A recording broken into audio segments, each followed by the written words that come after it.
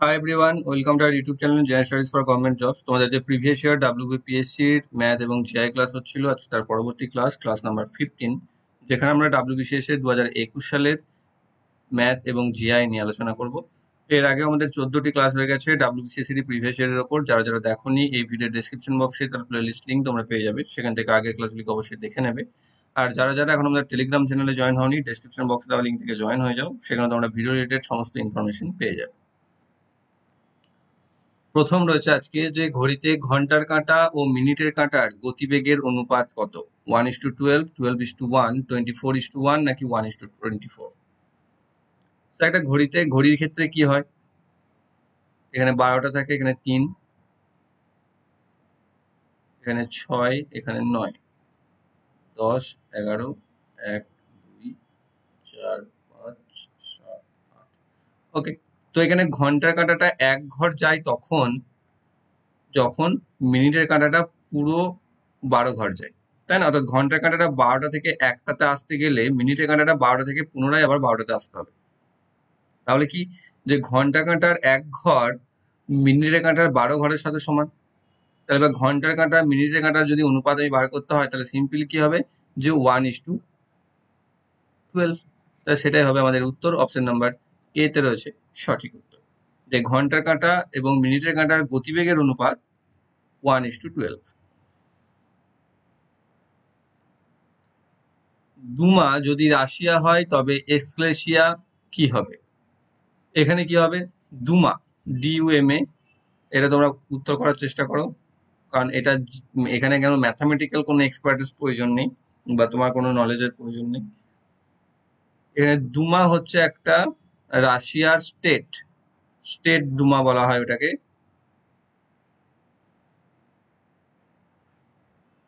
ঠিক একই রকম ভাবে এক্সক্লেশিয়া হচ্ছে তোমাদের অ্যানসিয়েন্ট গ্রিস।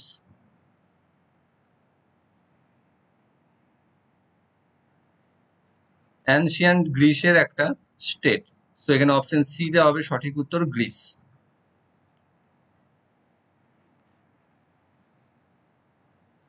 নেক্সট, মনোজ 10 ঘন্টায় 100 পাতার একটি রিপোর্ট টাইপ করতে পারে, আর ববি ওই কাজটি 15 ঘন্টায় করতে পারে।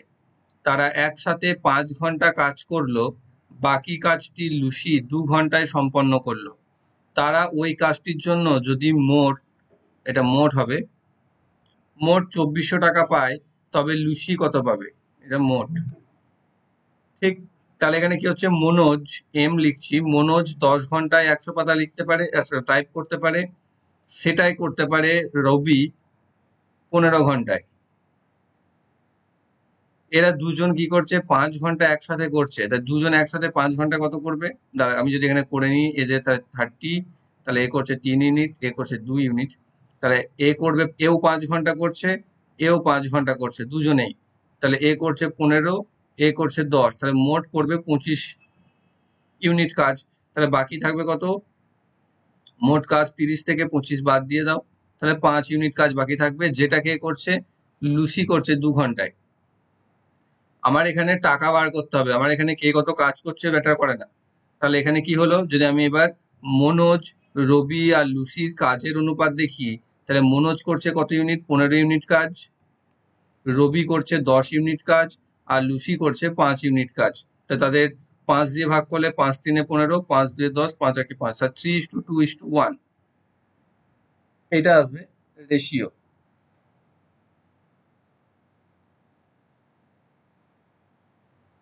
ওকে, তাহলে এবার আমাকে চেয়েছে লুসি কত টাকা পাবে, তাহলে লুসির আনুপাতিক ভাগাহার কত হবে? 1/3 আর 2 5 আর 1 6 ইন্টু মোট টাকা কত? 2400। 6 4 24 মানে 400, তাহলে 400 টাকা। অপশন নাম্বার ডি তে রয়েছে সঠিক উত্তর। 6 ইঞ্চি ও 4 ফুটের অনুপাত কত? অনুপাতের বেসিক যখন তোমরা পড়বে, তখন একটা জিনিস জানবে ক্যারেক্টারিস্টিক্স হিসাবে, যে অনুপাত বা রেশিও সবসময় সেম ইউনিটের মধ্যে হয়, বা অ্যাকচুয়ালি অনুপাতের কোনো ইউনিট থাকে না। ঠিক দুটোই ইম্পর্টেন্ট। যে তুমি দুটো জিনিসের মধ্যে অনুপাত যদি বোঝাও, তার মানে সেখানে তুমি যে কোনো ইউনিটকে পুট করতে পারবে, কিন্তু সেই দুটো ইউনিটই সেম হতে হবে দু জায়গায়, অর্থাৎ দু জায়গায় তুমি আলাদা আলাদা দু রকম ইউনিটকে পুট করতে পারবে না। তাহলে এখানে কি আছে, 6 ইঞ্চ আর 4 ফিট, এদের মধ্যে যদি রেশিও করতে হয় সবার আগে কি করতে হবে, এদের ইউনিটকে ইকুয়াল করতে হবে। ইউনিটকে ইকুয়াল করতে গেলে 6 ইঞ্চকে 6ই রেখে দিলাম, 4 ফিটকে ইঞ্চে কনভার্ট করে নিলাম, 12 দিয়ে গুণ করে 48 ইঞ্চ। তাহলে 6:48 চলে আসবে, যেটাকে আমি 6 দিয়ে কাটলে 6 একে 6, 6 8 48, তাহলে 1:8। অপশন নাম্বার ডি এ রয়েছে সঠিক উত্তর। এগুলো খুব বেসিক অঙ্ক, খুব সহজ অঙ্ক। নেক্সট দিয়েছে উইনসাম শব্দটির সবচেয়ে দূরবর্তী অর্থ বহন করে নিচের কোন শব্দটি? সব থেকে দূরবর্তী শব্দের অর্থ, এই মানেটা যদি বুঝে যাও তাহলে করতে পারবে, মানে অঙ্ক করার আগেই মানেটা বুঝতে হবে। সবচেয়ে দূরবর্তী অর্থ বলতে এখানে বোঝাচ্ছে যেটা, সেটা হচ্ছে অপোজিট অর্থ, মানে সবার শেষে কোনটা হয় সেটা বিপরীত হয় না, তার আগে ক্লোজ ক্লোজ ক্লোজ হতে থাকে, সবার শেষ এখানে দূরবর্তী, সবচেয়ে দূরবর্তী অর্থ সেটা হবে অপোজিট, যেটা হচ্ছে উইনসামের ক্ষেত্রে কি হবে, উইনসাম কথার অর্থ হচ্ছে কি, বিজয়ী, বা যদি বলি আমি আকর্ষক, সেটা হতে পারে অ্যাট্রাকটিভ, সেই হিসাবেও আমরা বলতে পারি। তাহলে উইনসামটার ক্ষেত্রে কি হবে, তার বিপরীত যদি হয়, আকর্ষকের ক্ষেত্রে অনাকর্ষক বা যে অ্যাট্রাকটিভ নয়, যেমন এখানে ইন্সপায়ার্ড, সেটা দেখো এখানে, তারপর বাদ বাকি যেগুলো রয়েছে অপোজিশন, সেগুলো তো হবে না। তাহলে এখানে একটা রয়েছে দেখো অনাকর্ষকের জন্য আনঅ্যাট্রাকটিভ, তো সেটা আমাদের সব থেকে বেশি ক্লোজ অপোজিট হতে পারে। তো অপশন বি তে রয়েছে সঠিক উত্তর।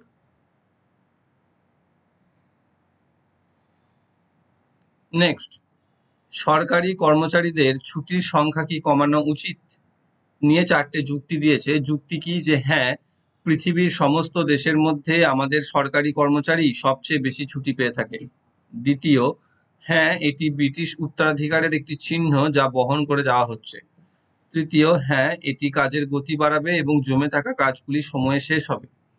আর 4, না, পরিবারের সাথে যথেষ্ট সময় কাটানোর জন্য কর্মচারীদের এটি দেওয়া উচিত। আচ্ছা, মানে এখানে আমাকে চেয়েছে কি, যে সরকারি কর্মচারীদের ছুটির সংখ্যা কি কমানো উচিত তার জিজ্ঞাসা করেছে, এবং তার ভিত্তিতে আমাকে এখানে 4টি যুক্তি দিয়েছে। 3টেতে হ্যাঁ আছে, একটিতে না। হ্যাঁ গুলোতে কি বলছে, যে হ্যাঁ, এটিতে প্রথমে যে সরকারি কর্মচারীরা সবচেয়ে বেশি ছুটি পায় থাকে। দ্বিতীয়, হ্যাঁ, যে এটি ব্রিটিশ উত্তরাধিকারের একটি চিহ্ন বহন করে যাচ্ছে।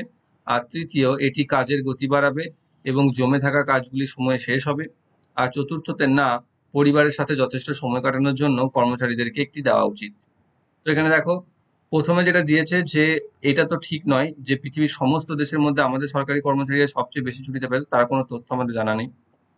দ্বিতীয়ত, এটা দেখো সঠিক, যে এটা কিন্তু ব্রিটিশদের সময় থেকে চলে আসছে, বা ব্রিটিশদের একটা ট্রেন্ড বলতে পারো তুমি এটা, যে ব্রিটিশরা যে সময় শুরু করেছিল সেই সময় সরকারি চাকরিদেরকে অতিরিক্ত সুযোগ সুবিধা দিত, এবং সেটা আমাদের এখনো বর্তমানে বহন করে দেওয়া হচ্ছে। তৃতীয়, যদি ছুটি কমিয়ে দিলে কাজের গতি বাড়তো তাহলে তো অনেক কিছুই হয়ে যেত, এবং জমে থাকা কাজগুলি শেষ হয়ে যেত, সারা বছর কাজ করেও করতে পারে না। তো এখানে কি হচ্ছে, এটা তো হবে না, 3 ক্যান্সেল করতে পারি, 1 ক্যান্সেল হতে পারে। আর পরিবারের সাথে সময় কাটানো কর্মচারীদের জন্য মেন নয়, তো এটাও তো ভুল। তাহলে অপশন 2টাকে আমরা তুলনামূলকভাবে সব থেকে বেশি অ্যাকুরেট করতে পারি, যেটা রয়েছে অপশন সি তে, কেবল 2 বেশি প্রযোজ্য।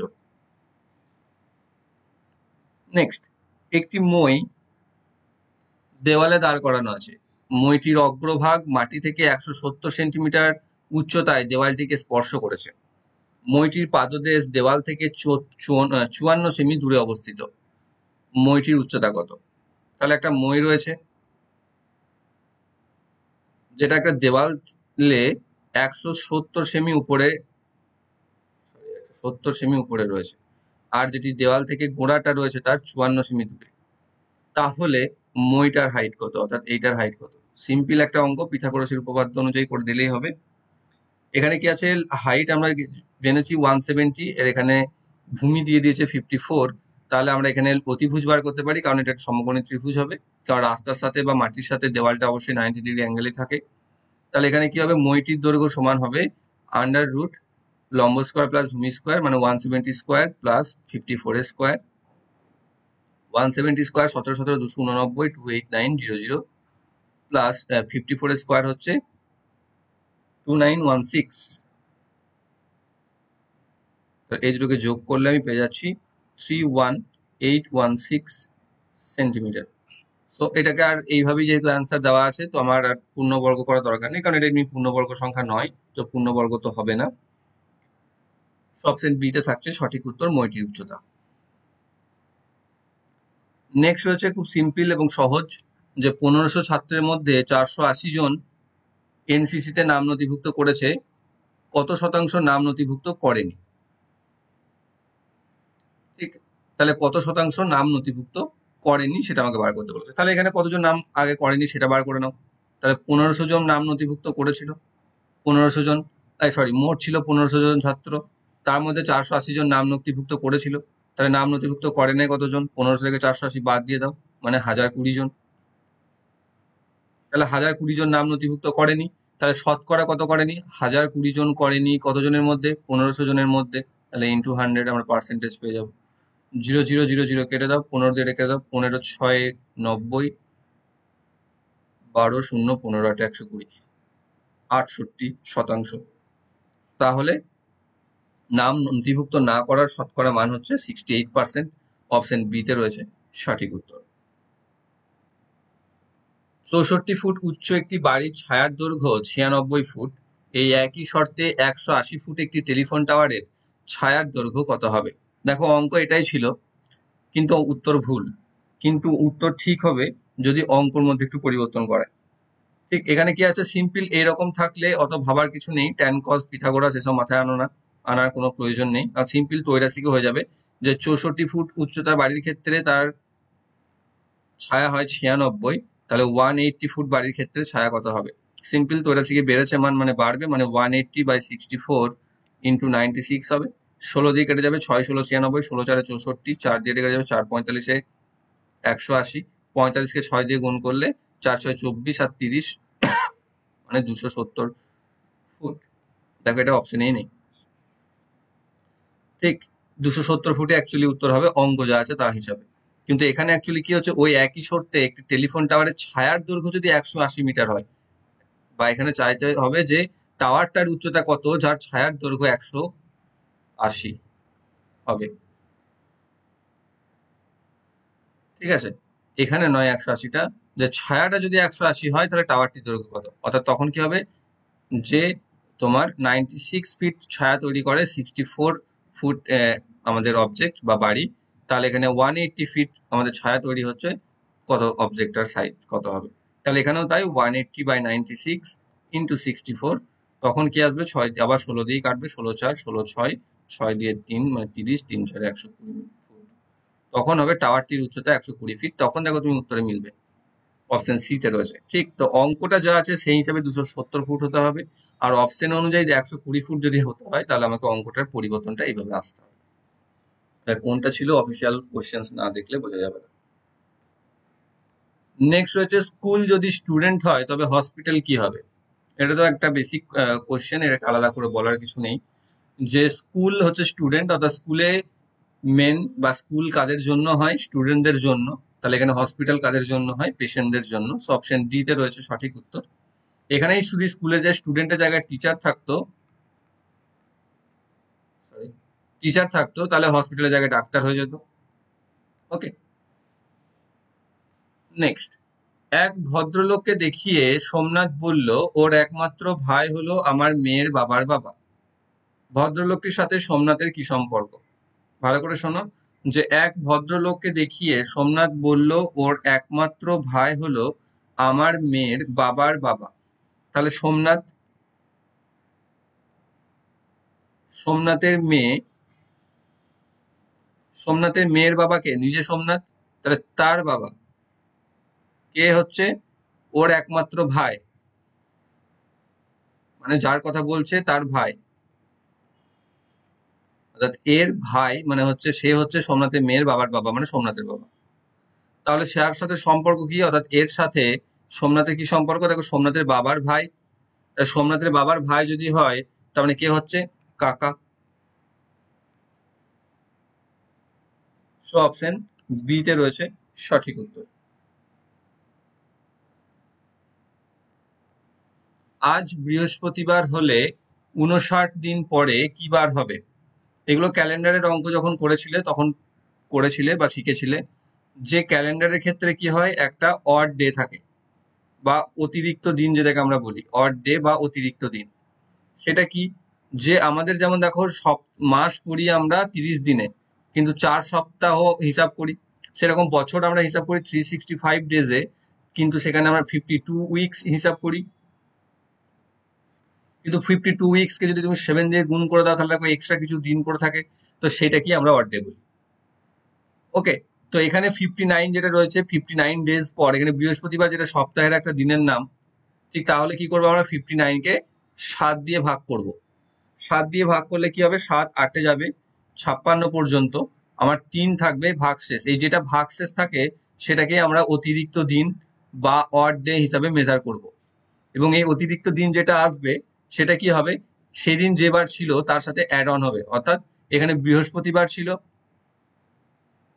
তাহলে তার দেখো 56 দিন পর বৃহস্পতিবারই হবে, কিন্তু এখানে অতিরিক্ত 3 দিন যেহেতু রয়েছে তাহলে সেটা আমাকে যোগ করতে হবে, অতিরিক্ত 3 দিন। তার বৃহস্পতিবার শনি রবি সোমবার, তাহলে কি আসবে, শুক্র শনি রবি, তাহলে রবিবার।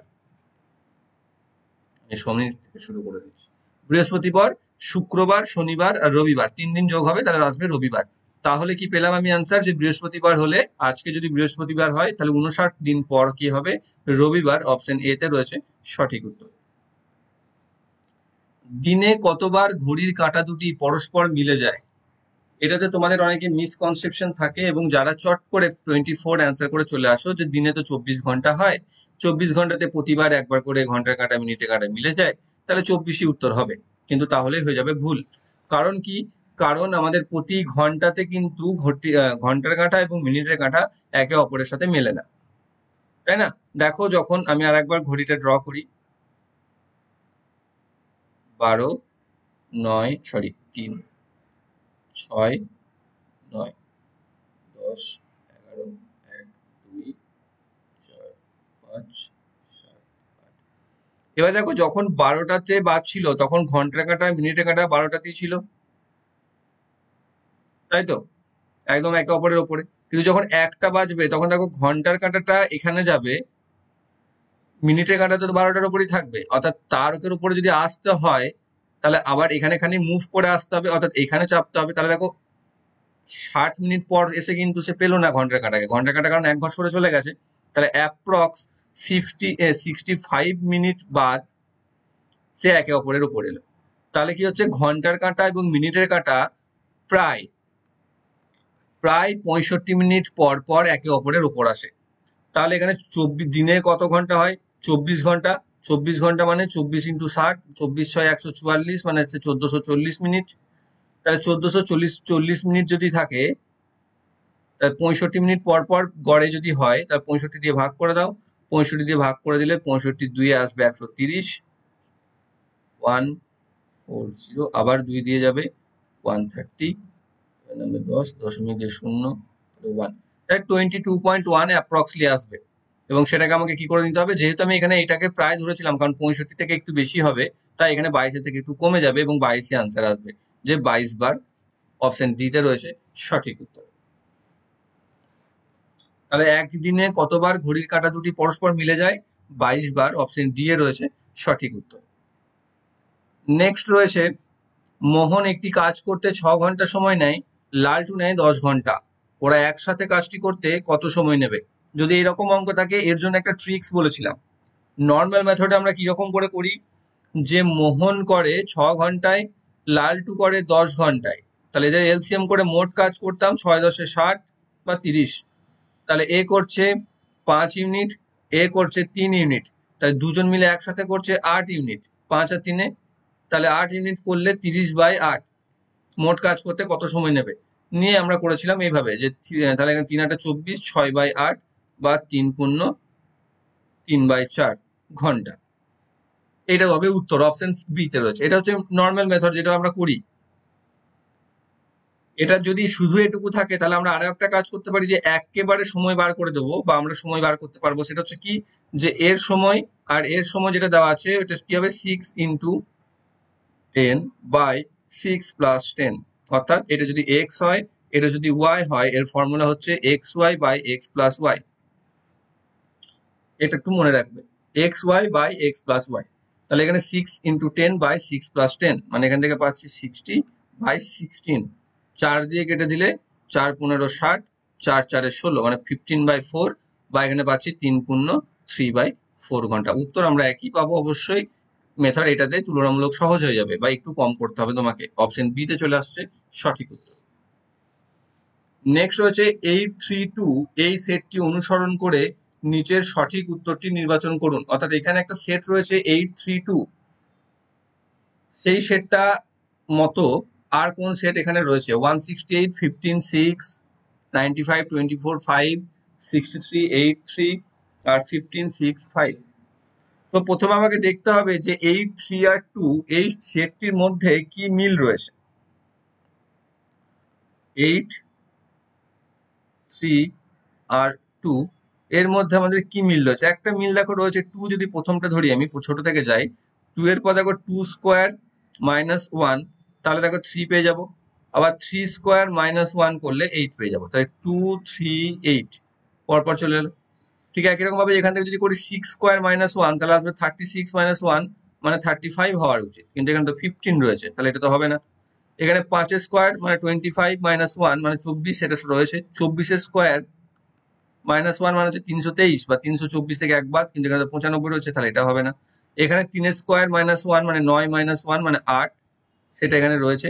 আর 8 স্কোয়ার মানে হচ্ছে 64 -1 মানে 63, সেটাও এখানে রয়েছে। তাহলে এটাই হবে সঠিক উত্তর, যেটা 832 এর মতোই মিলছে, 63, 8 and 3।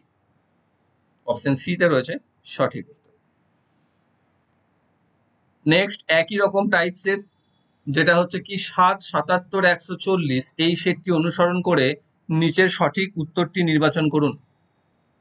কি হয়েছে প্রথমে? 7, 77, 140, তাহলে 7 থেকে 77 কিভাবে হচ্ছে? 7 × 11 সমান হচ্ছে 77, আর 7 × 20 সমান হচ্ছে 140। প্রথমে এটা 11 দিয়ে গুণ হচ্ছে, তারপরে 20 দিয়ে গুণ হচ্ছে। তাই 9 কে যদি 11 দিয়ে গুণ করো তাহলে এটা 99 হওয়া উচিত, এখানে দেখো 88 রয়েছে, এটা ভুল।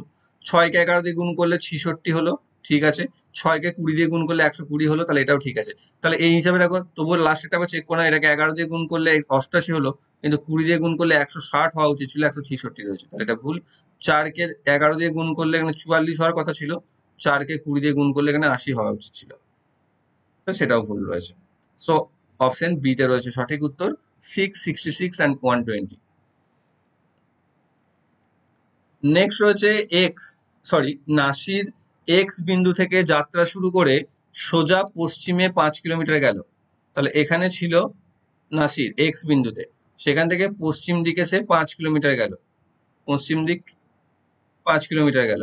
তারপর বাঁ দিকে ঘুরে সোজা 3 কিলোমিটার, মানে বাঁ দিকে ঘুরে সে 3 কিলোমিটার গেল, মানে এদিকে গেল 3। তারপর পুনরায় বাঁ দিকে ঘুরে সোজা 7 কিলোমিটার গেল, আবার পুনরায় বাঁ দিকে ঘুরে সোজা 7 কিলোমিটার গেল। তাহলে এখন সে এক্স থেকে কোন দিকে আছে? এক্স এখানে ছিল, এক্স থেকে কোন দিকে রয়েছে? এখন এই দিকে থাকছে। আমরা কি জানি? এই দিকটা নর্থ, এই দিকটা সাউথ, এই দিকটা ইস্ট, এই দিকটা ওয়েস্ট হয়। তাহলে এখন কোন দিকে মুখ করে রয়েছে? সাউথ ইস্টের দিকে, তাহলে দক্ষিণ পূর্বের দিকে। অপশন এ তে রয়েছে সঠিক উত্তর। একটি ট্রেন 150 মিটার, আচ্ছা, তার দৈর্ঘ্য, এটির গতিবেগ 41 কিলোমিটার প্রতি ঘন্টা। এক ব্যক্তি 11 কিলোমিটার প্রতি ঘন্টা গতিবেগ নিয়ে ট্রেনটির অভিমুখেই দৌড়াচ্ছে। কত সময়ে ট্রেনটি ওই ব্যক্তিকে অতিক্রম করবে? তাহলে একটা ট্রেন রয়েছে, যে ট্রেনটার দৈর্ঘ্য হচ্ছে 150 মিটার। এখানে একটা লোক দাঁড়িয়ে রয়েছে,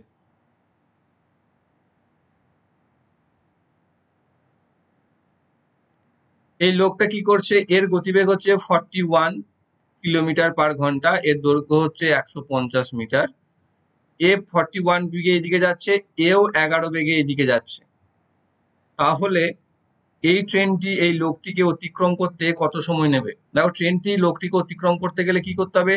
লোকটা যদি এখানে থাকে, ট্রেনটিকে এখানে আসতে হবে। কিন্তু যেহেতু লোকটিও মুভ করছে, কারণ লোকটিও দেখো তাহলে নিজের জায়গা থেকে এখানে সরে যাবে, আর ট্রেনটিকেও তাহলে কি হবে? এখানে রিলেটিভ ভেলোসিটি বা আপেক্ষিক গতিবেগে কাজ করতে হবে। তাহলে ট্রেনটির আপেক্ষিক গতিবেগ বার করতে হবে আমাকে, কারণ একই দিকে মুভ করছে। ট্রেনটির আপেক্ষিক গতিবেগ কত হবে? ট্রেনটির গতিবেগ মাইনাস লোকটির গতিবেগ, যেটা হবে 30 km/h। এবার এখানে যেহেতু মিটারে গল্প রয়েছে আমাদের, তাই আমরা এটাকে মিটারে কনভার্ট করে নেবো। এটাকে যদি মিটারে কনভার্ট করে নিই তাহলে কত পাবো? 30 × 5/18, 6 দিয়ে 5, এখানে 3, মানে 25 মিটার/3 সেকেন্ড। এবার দেখো, যখন কোনো একটি লোককে একটি ট্রেনকে অতিক্রম করতে হয় তাহলে কতটা পথ অতিক্রম করতে হবে? তার নিজের যে দৈর্ঘ্য সেটা কত? 150 মিটার। তাহলে 25 মিটার যায় 3 সেকেন্ডে, তাহলে 150 মিটার যাবে কত? তাহলে 150 মিটার যাবে 150/25 × 3, মানে হচ্ছে 6×3 = 18 সেকেন্ডে। তাহলে সেই লোকটিকে কত সময় অতিক্রম করবে? 18 সেকেন্ডে। অপশন এ তে রয়েছে সঠিক উত্তর। নেক্সট, এক ব্যক্তি ধনী, তার অনেক প্রভাব আছে, এই ক্ষেত্রে নিচের কোনটি সঠিক? এক হচ্ছে অলোকের অনেক প্রভাব আছে তাই সে ধনী। 2 বা বি, কোনো ব্যক্তি যদি ধনী না হয় তবে তার অনেক প্রভাব থাকে না। সি, তাপস ধনী এবং তাই তার অনেক প্রভাব আছে। আর ডি, দরিদ্র ব্যক্তির প্রভাব থাকতে পারে না। দেখো এখানে কি বলেছে উক্তিটাতে, যে এক ব্যক্তি ধনী, তার অনেক প্রভাব আছে। তার মানে এটা কোথাও বলা নেই যে যে ধনী নয় তার প্রভাব নেই, বা সব ধনীরই প্রভাব আছে, ঠিক আছে? আবার কারো প্রভাব আছে মানে সে ধনী তা কিন্তু নয়। এখানে বলেছে একটা ধনী ব্যক্তি যার অনেক প্রভাব আছে। তাহলে এখানে কি হচ্ছে? যে অলোকের অনেক প্রভাব আছে তাই সে ধনী। দেখো এখানে ধনী তাই প্রভাব আছে, তার মানে এই নয় যে প্রভাব বলে ধনী আছে, তাহলে এ ভুল গেল। কোনো ব্যক্তি যদি ধনী না হয় তাহলে তার প্রভাব থাকে না, সেটাও আমাদের উক্তি থেকে স্পষ্ট নয়। এখানে ধনী হলে প্রভাব থাকবে, ঠিক সেরকম ভাবে ধনী না হলে যে প্রভাব থাকবে না সেটা বলেনি। সো বি কেও কাটতে পারি। এখানে তাপসকে, এক ব্যক্তি জায়গায় যদি তাপসকে পুট করে দিই তাহলে দেখো তাপস ধনী তাই তার অনেক প্রভাব আছে, এটা আমি পারফেক্টলি ম্যাচ করে যাচ্ছে। ডি, দরিদ্র ব্যক্তির প্রভাব থাকতে পারে না, এটাও ভুল, কারণ এটা আমাদের উক্তি থেকে পাচ্ছি না। তাহলে সি হয়ে যাবে সঠিক উত্তর, যে তাপস ধনী এবং তাই তার অনেক প্রভাব আছে। ছবিতে একটি মেয়েকে দেখিয়ে মেঘনা বলল, এ হলো ঝুমার মা যার বাবা আমার ছেলে। ছবির মেয়েটির সাথে মেঘনাথের কি সম্পর্ক? মেঘনাথ নয়, মেঘনার কি সম্পর্ক? মেঘনার কি সম্পর্ক? তাহলে এ ছিল মেঘনা, আমি মেঘনাকে লিখি ফার্স্ট। কি বলছে? এ হলো ঝুমার মা যার বাবা আমার ছেলে, অর্থাৎ মেঘনার ছেলে হচ্ছে ঝুমার মায়ের বাবা, ঠিক আছে? ঝুমার মায়ের বাবা, তা ঝুমার মায়ের বাবা যদি এ হয়, তার মা হচ্ছে মেঘনা, মানে এ মেঘনার সাথে ঝুমার মা কে হচ্ছে? তার ছেলের মেয়ে, মানে হচ্ছে তার নাতনি। তাই তার নাতনি যদি হয়, তাই ঝুমার মায়ের মেঘনা কে হবে? তাই ঝুমার মায়ের মেঘনা হবে ঠাকুমা। অপশন ডি তে রয়েছে সঠিক উত্তর। নেক্সট, অনেক ধূমপায়ীদের ক্যান্সার হয়, এক্ষেত্রে নিচের কোনটি সঠিক?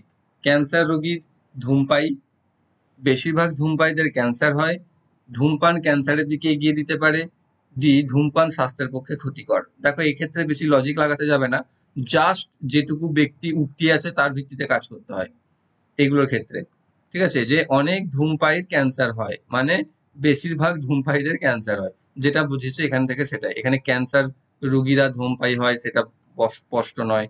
ধূমপান ক্যান্সারের দিকে এগিয়ে নিয়ে যায় না পিছিয়ে নিয়ে আসে, সেটা নিয়ে আমার কোনো কোশ্চেন নেই। ধূমপান স্বাস্থ্যের পক্ষে উপকারী না ক্ষতিকর তা নিয়ে আমার কোনো মাথা ব্যথা নেই। তো এখানে কি হচ্ছে, যে বি, যেটা আমার এখানে উক্তি দেওয়া আছে তার সাথে যেটা রয়েছে ম্যাচ, সেটুকুকে আমাকে অ্যান্সার। আমি যা কিছু বললাম এখানে জিআই এর বেসে, অন্য কিছু বেসে ভেবো না। সো অপশন বি চলে আসবে সঠিক উত্তর, বেশিরভাগ ধূমপায়ীদের ক্যান্সার। নেক্সট, আজ সোমবার হলে 61 দিন পর কি হবে? এটা তোমরা কমেন্ট করো, আগেরটার মতনই অঙ্ক রয়েছে, যে 61 দিন পর কি হবে। সিম্পল আমাদের ম্যাথ, যে সোমবার থাকলেও যে কোনো বার থাকুক না কেন, একটা নির্দিষ্ট ডে পর যদি আমাকে বার করতে বলে, তা বার করার জন্য আমরা কি করব? এতক্ষণ তোমরা উত্তর কমেন্ট করছো আশা করি। সেখানে কি রয়েছে, যে 61 কে আমরা 7 দিয়ে ভাগ করে দিই, 7 এখানেও তাই, 7 8 56 যাবে, এখানে 5 অড ডে থাকবে বা এক্সট্রা ডে থাকবে। 5 এক্সট্রা যদি থাকে তাহলে সোমবার সাথে 5 অ্যাড করে নিতে হবে, সোমের সাথে 5 অ্যাড, সোমবারের সাথে 5 অ্যাড করলে মঙ্গল, বুধ, বৃহস্পতি, শুক্র, শনি, তাহলে আসবে শনিবার। তাহলে 61 দিন পর হবে শনিবার। অপশন বি তে রয়েছে সঠিক উত্তর। নেক্সট, জিজ্ঞাসাসূচক চিহ্নিত স্থানে কোন সংখ্যা হবে? 32, 19, 8 ড্যাশ। তা সবার ফার্স্ট আমাকে বুঝতে হবে 32, 19, 8 এর মধ্যে কি সম্পর্ক। 32 সাথে 19 দেখো কি হবে, 32 মাইনাস 13 সমান 19। আবার 19 মাইনাস 11 সমান আসবে 8। এখানে কি হলো, 13 বিয়োগ হলো, 11 বিয়োগ হলো, তাহলে এরপর 9 বিয়োগ হওয়া উচিত, কিন্তু 8 থেকে যদি 9 বাদ দিয়ে দাও তাহলে -1 চলে আসবে, সেটা তো হবে না, -1 তো অপশনে নেই। তার মানে 9 বাদ যাবে না। তার মানে কি বাদ যাবে, এখানে দেখো 13, 11, 9 হচ্ছিল বেশ, কিন্তু 9 এর আর 13, 11 মধ্যে কি ডিফারেন্স যদি আমরা দেখি তাহলে হবে প্রাইম নাম্বার। দেখো এখানে 13, 11 দুটোই প্রাইম, কিন্তু 9 প্রাইম নয়, তাহলে 9 এর পরবর্তী প্রাইম রয়েছে 7, তাহলে এখানে 8 থেকে 7 বাদ যাবে, তাহলে হবে 1। অপশন ডি তে রয়েছে সঠিক উত্তর। তাহলে কি হচ্ছে 32, 19, 8 and then 1। Option D A রয়েছে কারেক্ট অ্যান্সার। সেম টাইপস, যে জিজ্ঞাসা চিহ্নিত স্থানে কোন সংখ্যা হবে? 1, 2, 10, 37, 101, তারপর কি ড্যাশ। তো এখানেও তাই, আমাকে সম্পর্ক প্রথমে যেটা আমাদের করতে হয় এগুলোর ক্ষেত্রে, যেটা প্রদত্ত তার মধ্যে সম্পর্ক খুঁজতে হয়। অর্থাৎ এখানে 1 থেকে 2 হচ্ছে, 2 এর সাথে 10 হচ্ছে, 2 এর সাথে 10টা দেখো বেশি বোঝা সহজ হয়ে যাবে, যে 2 কিউব, 2 প্লাস 2 কিউব, মানে দেখো 10 চলে আসবে। প্রথমে একটা 1 প্লাস 1 কিউব, দেখো 2 চলে এলো। তারপর একটা 10 প্লাস 3 কিউব, যেটা হবে দেখো 37। 10 কিউব করতে চাও না, তাহলে অনেক বড় হয়ে যাবে, 1010 হয়ে যাবে। তাহলে এখানে 1 কিউব, 2 কিউব, 3 কিউব, তাহলে দেখো 37 প্লাস 4 কিউব, সেটা দেখো 64 প্লাস 37, মানে হবে 101। তাহলে এরপরে কি হবে, 101 প্লাস 5 এর কিউব, মানে হবে 101 প্লাস 125, মানে হবে 226। তাহলে নেক্সট নাম্বার আসবে আমাদের 226। অপশন বি এ রয়েছে সঠিক। নেক্সট, প্রবীণতায় কি পদোন্নতির একমাত্র শর্ত হওয়া উচিত, বা সিনিয়রিটি কি একমাত্র পদোন্নতির শর্ত হওয়া উচিত? প্রথম যুক্তি দিয়েছেন না, এটি নবীনদের প্রতি অবিচার করা হবে, যারা তাদের প্রবীণদের চেয়েও যোগ্য এবং যারা এটার উপযুক্ত। দ্বিতীয় বলছে হ্যাঁ, অন্যান্য প্রবীণ কর্মচারীরা এতে অস্বস্তিতে পড়তে পারে।